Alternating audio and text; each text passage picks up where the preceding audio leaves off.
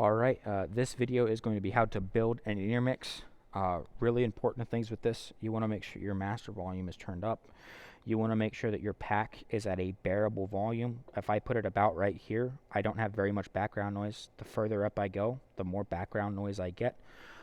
We want to have it so that the signal coming out of this is louder than just the background noise of using a in-ear pack. So if you could like that's what I'm talking about. So we're just on Josh Patterson's because we're on Josh Patterson's. Right now I've shown how to disable the groups so you can adjust these one at a time.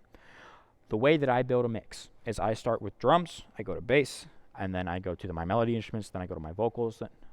That's how I build a mix at front of house and in broadcast. In-ears is very different, but some of the same principles apply. I want to do my most important things first. So or the things that will drive a mix or that will take up a bunch of space. So not saying other instruments are not important. Click being one of the things that I need to hear. So I would turn the click up. I would come over here. I play acoustic, and we did not have an acoustic this day. We'll turn the electric up so I can hear. And I don't have to go very loud with this because I have this master turned up all the way, and I've got this turned up a decent amount. This is a decent volume for me. I'm actually wondering, you can hear what's happening a little bit. It's actually decently quiet. Let me turn it up here a bit. Okay, that should be better. All right, so got my click. I've got let's say I'm playing electric. I want to be able to hear myself. I'm going to add talkbacks in here. That's very important.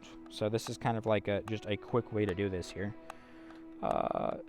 Flex needs to be in there. That's important. That needs to be turned up. That's front of house.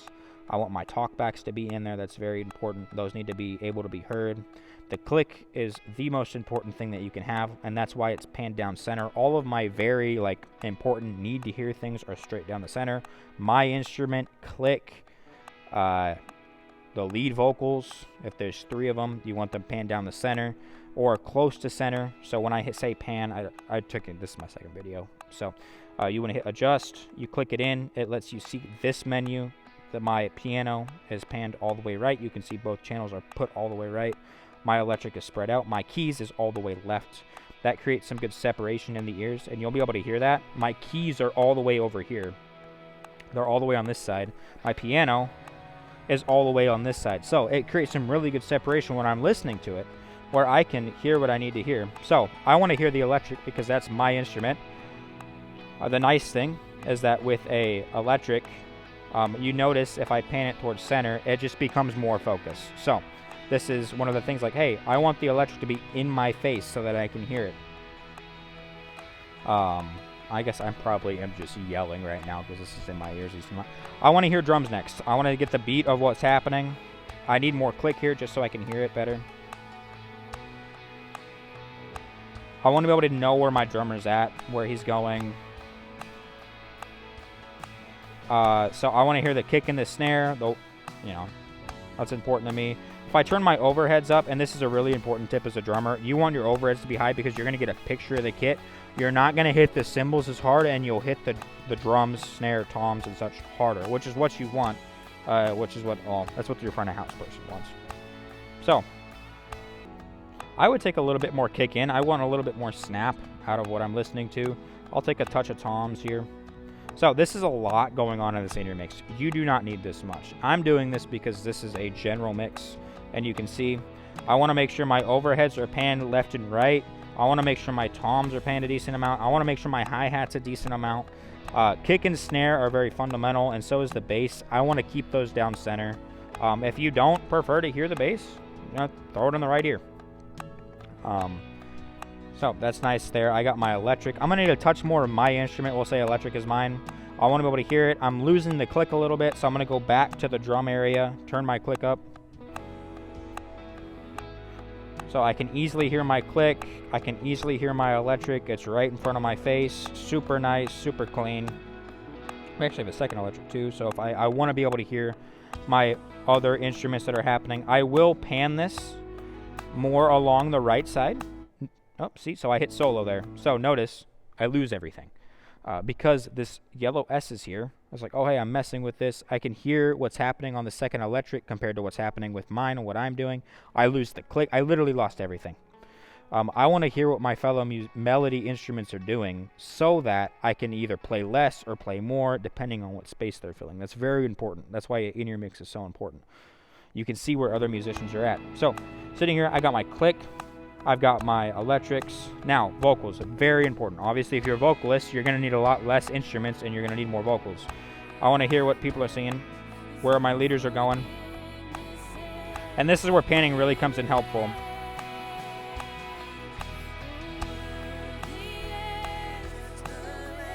So this is Josh Patterson's mix, so he's panned down center. But I want my leader to be right there. I want my my backup or other lead singer to be right there. As a instrumentalist, I do not need the background vocals, hardly at all. I will need MC1 for when transition happens. I will need the pastor mic, and I'm not going to turn this up because this is me right now.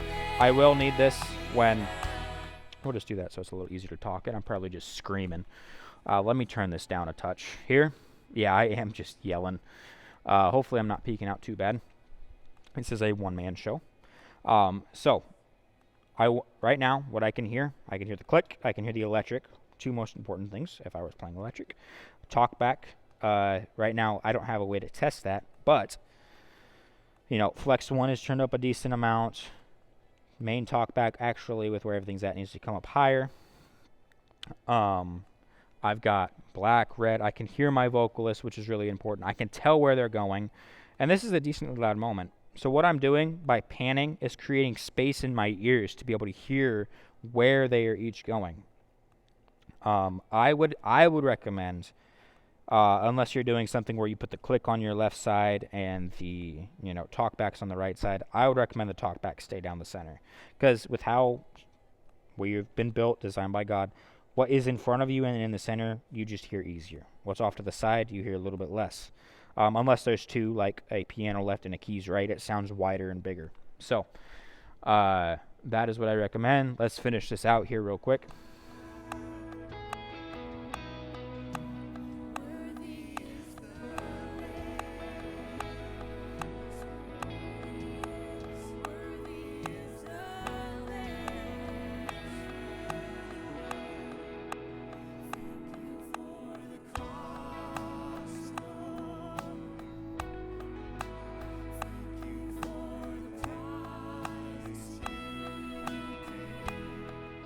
So I can hear, I'm just yelling.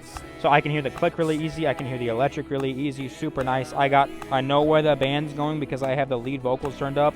I've got what my fellow instruments are doing with keys or piano and keys over here. I could take a bit more of electric too, just to make sure I'm not stepping on toes. So there's a decent mix. I'm having trouble hearing electric too right now. I mean, it's there, but that could be something where it's like, oh, hey, I can change what I'm doing to make sure that I'm good to go. Or they could change what they're doing. So it's like this becomes a dance, which is really fun. So it's getting a little loud. If I had a pack, I'd just come over here and do this while I'm singing. This is something that you'd be able to mess with while you are in. That's something you'd be able to mess with while you are in rehearsal. Is like, hey, what is the absolute loudest we're going to be? And that'll happen when you get to choruses. And be like, hey, I'm going to turn this up, turn this down. Turn this up, turn this down. Remember, I would do it here with a in-ear pack, and I would do it on here if I was using a one of these units. So like the bass, let me see. So like the bass over here has one in-ear unit, but it also has a cord coming out of it. So I would, use the master volume for that. But that is how I would build an in-ear mix. I would go through and refine it. Hey, you know what? Some of the instruments were getting a little loud there. So let me come here. I want to be able to make sure I'm hearing myself, hearing everything else.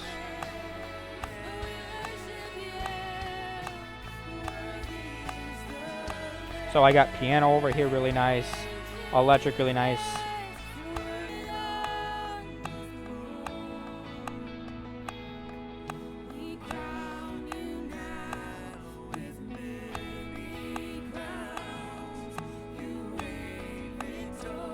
So I'm just trying to see what creates more space in my ears, what sounds better.